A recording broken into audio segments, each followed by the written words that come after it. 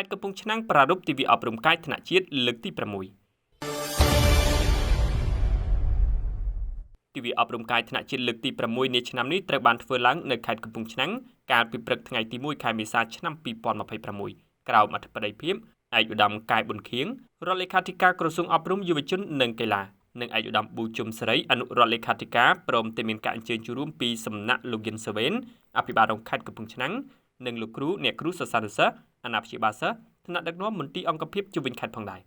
លោកយិនសាវ៉េនអភិបាលរងខេត្តកំពង់ឆ្នាំងបានបញ្ជាក់ឲ្យដឹងថាថ្ងៃនេះខេត្តកំពង់ឆ្នាំងបានរៀបចំនៅព្រឹត្តិការណ៍ជាតិដ៏ធំមួយគឺទិវាអប់រំកាយថ្នាក់ជាតិលើកទី6ស្របពេលដែលវិស័យកីឡានៅខេត្តកំពង់ឆ្នាំងតែងតែមានការរីកចម្រើនជាបន្តបន្ទាប់ឈានឆ្ពោះទៅកាន់វឌ្ឍនភាពមួយកាន់តែល្អប្រសើរការប្រារព្ធទិវាអប់រំកាយថ្នាក់ជាតិលើកទី6នៃឆ្នាំនេះពិតជាបានឆ្លុះបញ្ចាំងនូវវឌ្ឍនភាពថ្មីៗបន្ថែមទៀតដល់សិស្សានុសិស្សលោកគ្រូអ្នកគ្រូក្នុងការបណ្ដុះបណ្ដាលឲ្យកាន់តែល្អប្រសើរនៅគ្រប់សាលារៀនដើម្បីពង្រឹងកិច្ចការងារអប់រំកាយក្នុងម៉ោងសិក្សាដែលធ្វើឲ្យសិស្សានុសិស្សមានភាពសប្បាយរីករាយបង្កើននូវកម្លាំងពលំ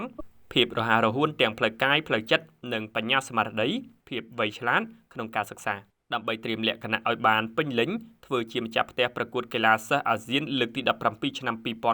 2028និងកីឡាយុវជនអាស៊ីលើកទី6ឆ្នាំ2031ដោយសហការជាមួយនឹងគ្រប់ភាគីពាក់ព័ន្ធមានប្រសាសន៍នៅក្នុងឱកាសនោះឯកឧត្តមកែប៊ុនខៀងរដ្ឋលេខាធិការក្រសួងអប់រំយុវជននិងកីឡាបានគូបញ្ជាក់ថា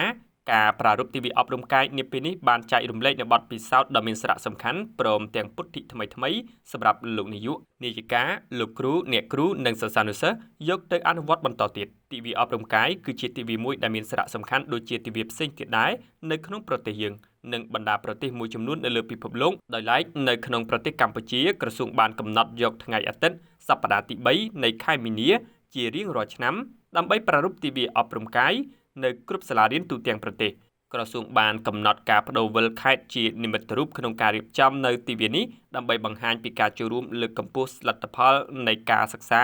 សុខភាពផ្លូវកាយចិត្តបញ្ញាល្អប្រសើរចូលរួមអភិវឌ្ឍសមត្ថភាពចំណេះដឹងសិស្សានុសិស្សឲ្យបានពេញលេញក្លាយទៅជាធនធានមនុស្សប្រកបដោយថាមពលគុណភាពមានសីលធម៌សុជីវធម៌យុត្តិធម៌និងគុណធម៌ស្របតាមចក្ខុវិស័យអប់រំកម្ពុជាឆ្ពោះទៅឆ្នាំ2050ជាប្រទេសមានប្រាក់ចំណូលខ្ពស់បង្ហាញពីវប្បធម៌អប់រំកាយកីឡាដើម្បីទាំងអស់គ្នាពីការសាមគ្គីភាពរវាងសាលារៀននិងសហគមន៍ស្របតាមកំណែទម្រង់វិស័យអប់រំរបស់រដ្ឋាភិបាលនីតិកាលទី7នៃរដ្ឋសភាដែលមានសម្ដេចមហាបវរធិបតីហ៊ុនម៉ាណែតជានាយករដ្ឋមន្ត្រីឯក